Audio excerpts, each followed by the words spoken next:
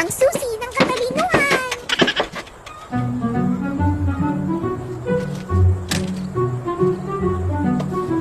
Damian, bumalik ka nga. Check mo kung naiwan yung susi. Oh.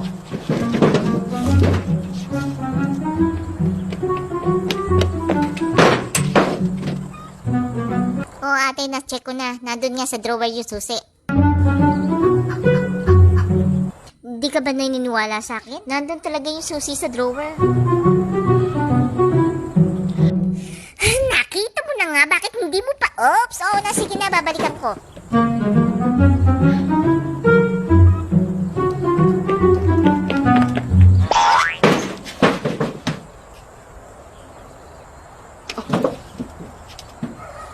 Tignan mo. Diba nasa loob ng drawer yung susi?